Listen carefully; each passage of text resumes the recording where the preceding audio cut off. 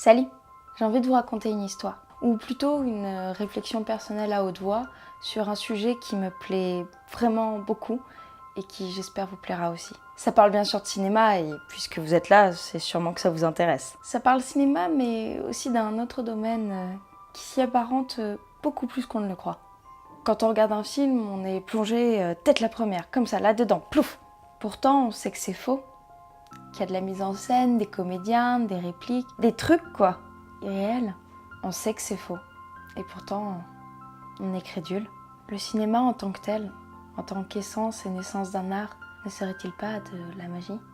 Est-ce que ce ne serait pas le même affect qu'on a pour la magie comme pour le cinéma? Est-ce qu'on n'aimerait pas se laisser berner avec plaisir? Est-ce qu'on n'aimerait pas qu'on nous raconte des histoires? Revenons au début du cinéma. On avait les frères Lumière, mais on avait aussi un magicien qui n'est autre que Georges Méliès.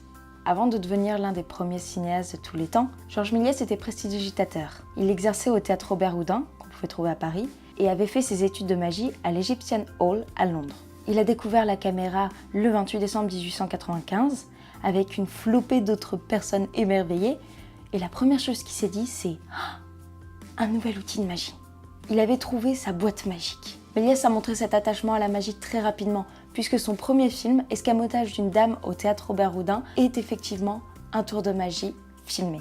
Et c'est ainsi qu'il inventa le truc, ce qu'on appelle maintenant les effets spéciaux. Chacun de ses premiers films est une mise en image de ces tours de magie. Il fait gonfler des têtes, créer des orchestres par milliers, ou fait disparaître comme par enchantement de belles dames sur la scène. Méliès utilise la caméra comme d'autres magiciens pourraient utiliser une boîte de passe-passe ou un chapeau dont il ferait sortir un lapin blanc. On peut aussi voir des théâtres qui se transforment en cinéma, comme le théâtre Robert Houdin qui devient justement la salle de cinéma de Méliès. Et beaucoup d'autres théâtres seront touchés par le courroux du cinéma, nouvelle magie ambulante qui plaît au plus grand nombre. Mais quel est encore ce rapport entre le cinéma et la magie? On peut dire qu'il y a quelque chose de visible là-dedans, ou plutôt d'invisible. Comment est-ce que notre regard accroche ces images-là? Il y a quelque chose de physique, et pourtant on se laisse berner, on laisse nos yeux profiter du spectacle. Ce principe s'appelle la persistance rétinienne, du fait que notre œil capte 25 images par seconde. Ainsi, de simples images deviennent mouvements, et ces mouvements créent des histoires, et ces histoires deviennent des films. Tout ça est quelque chose de normal pour nous, vu que notre œil est habitué. Mais imaginez quand le cinéma a été vu pour la première fois, ce sont un peu comme les images qui s'animent dans la Gazette des sorciers de Harry Potter. Mais encore plus qu'un phénomène physique, il y a quelque chose qui nous attire dans le cinéma. Quelque chose qui nous permet de tout oublier, d'oublier qu'on est crédule face à une histoire qui est fausse, comme pour un spectacle de magie.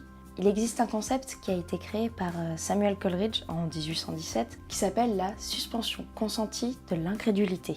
Ce concept fait que le lecteur ou le spectateur d'une œuvre de fiction, d'un spectacle de magie ou même d'un film plonge dans son œuvre, qu'il fasse fi de tout ce qui l'entoure, qu'il oublie surtout son scepticisme. Rien autour de lui ne compte pour pouvoir être bercé par ce qu'il lit, par ce qu'il voit, par ce qu'il entend.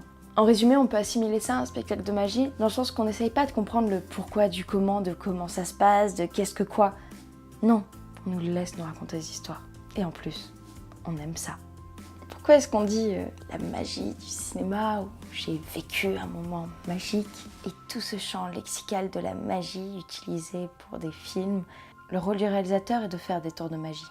Ainsi, Wells se réclamait du magicien Robert Houdin en disant que le cinéma, c'était être faussaire. Le faussaire crée de l'illusion. La magie crée de l'illusion.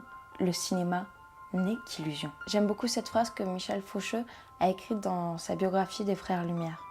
Tout comme le golem, être modelé dans la glaise est animé par une formule magique. Le cinématographe, par la magie d'une technique, anime les images.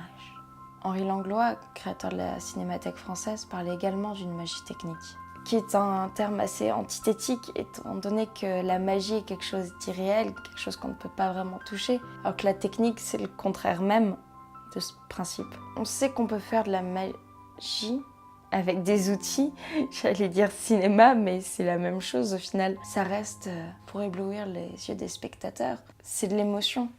Les deux termes, magie comme cinéma, c'est deux univers, ces deux arts sont des créateurs d'émotions. J'aimerais finir cette petite vidéo, cette petite réflexion par une très jolie phrase qu'a dit Federico Fellini. J'exerce un métier qui me démontre en permanence que je suis un magicien. Alors, si c'est Federico qui le dit, je pense qu'il faut le croire.